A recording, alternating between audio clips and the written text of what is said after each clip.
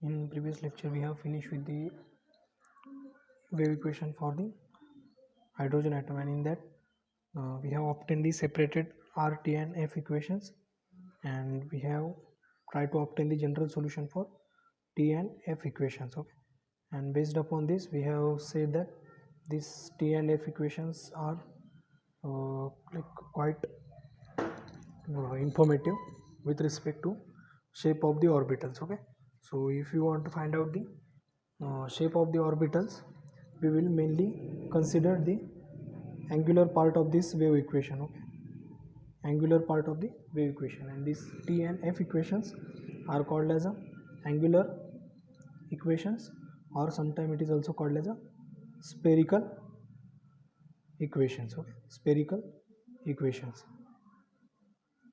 or the spherical component of the wave equation. So we have obtained the T and F equation, and we have seen some shape of the S, P and D orbitals. Okay, now we'll try to have the detailed solution and the understanding of the application of this R equation. Okay, R equation or the radial equation. This R equation, as the name suggests, it depends upon the function of, okay, it is the function of R, that is the nuclear distance. Okay, internuclear distance. So we will be mainly focusing on the this small r. Okay, small r.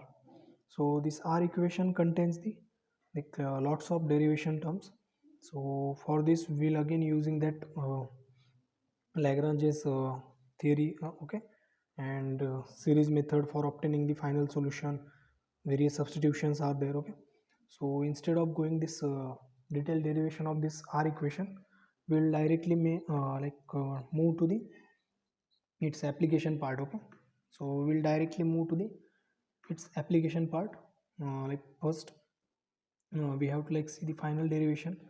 So the final R equation will looks like this. Okay, so it is quite lengthy equation, so it will take around like 2 to 3 lectures to complete this derivation part, but we'll mainly focusing upon its final solution. Okay, so its function, like R equation, it is the function of two types of quantum numbers. Okay, it is the function of two types of quantum numbers, that is, one is the principal quantum number, which is represented by n, and another one is the azimuthal quantum number, which is represented by L.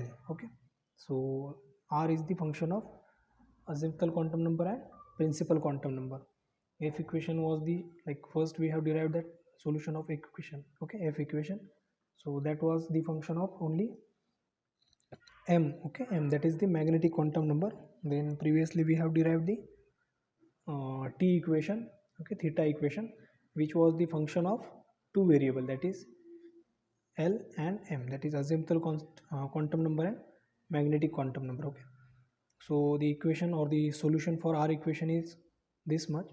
Okay, so here this radial part of wave function is depends upon both n and L values, where this Z is what, its atomic number, n is the principal quantum number, n0 is the a0 is the atomic radius. Okay, atomic radius. Then R is the like this is the standard atomic radius, and this R is the distance between electron and the nucleus. Okay, electron and the nucleus, this is again a azimuthal quantum number. Okay, so various terms are involved in this derivation. So this radial part of this wave equation, which depends upon n and L, thus we can say that the complete wave function for the hydrogen or hydrogen like atom will looks like this. Okay, so that psi of R, theta and phi, which is the function of what, three quantum numbers, that is principal quantum number n, azimuthal quantum number L and magnetic quantum number m, and all these three quantum numbers are related by these three separate functions, that is R equation, T equation and F equation. So the final solution for the hydrogen atom will be the complete wave functions, their multiplication of R equation, T equation and F equation. So here only you can see also that R equation is the function of what, two quantum number, that is n and L.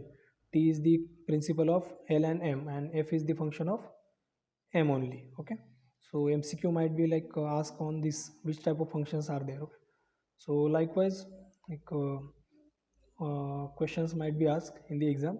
This derivation part is like not that much important.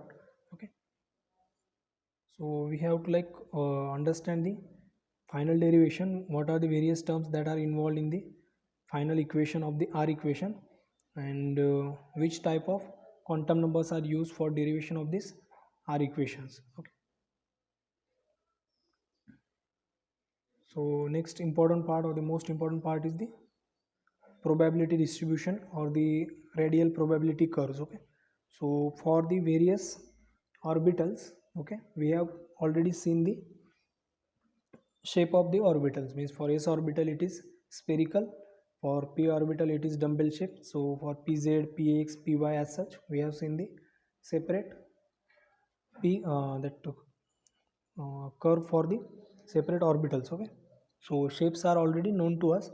Now we will see the actual distribution of electron,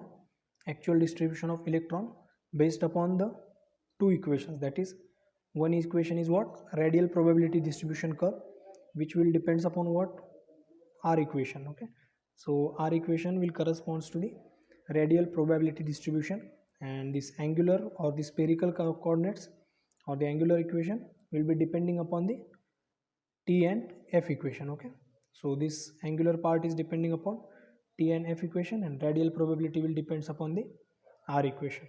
Okay, so first is the radial probability distribution curve.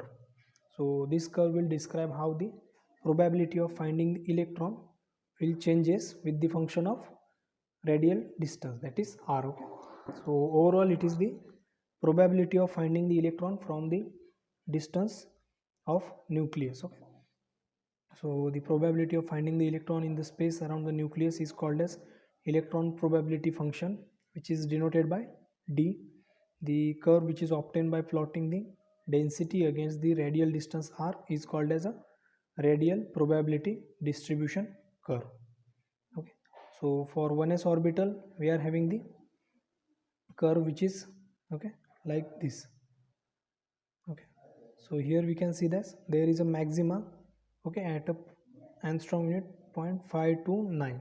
Okay, so at this much internuclear distance, not internuclear, atomic radii, we will find the maxima. Okay, we will find the maxima.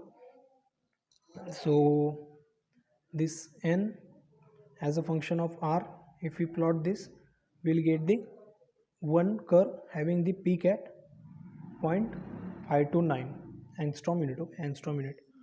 So for 1s orbital this is the case. Now for 2s orbital, how will be the shape of that probability distribution curve? So it will looks like this. Okay, so it is having the two curve, or the two peaks. One is at the 0.529 and another one is the at 2.6, around 2.6.45. Okay, so this is the case for 2s orbital. Now for 3s orbital we can say that there are total 1, 2 and 3 peaks are there, with like increasing into the electron density. Okay, so electron density is increasing with the increase in the principal quantum number. Okay, so we can see that the electron density will increase with the increase in the principal quantum number. Okay, so there are lots of conclusion we can made from this curve. So what are the various conclusion that we can make? We can like understand based upon the shape of other orbitals also. So we till now we have seen the, so we have seen 1s, 2s and 3s. There we have find 1, 2 and 3 peaks respectively. Now for p orbital there is a peak. Okay, only one peak is there at around 2.116. Okay, so the peak for the p orbital is around 2.116, but there is only one peak. Okay, for 3p orbital we are having two peaks.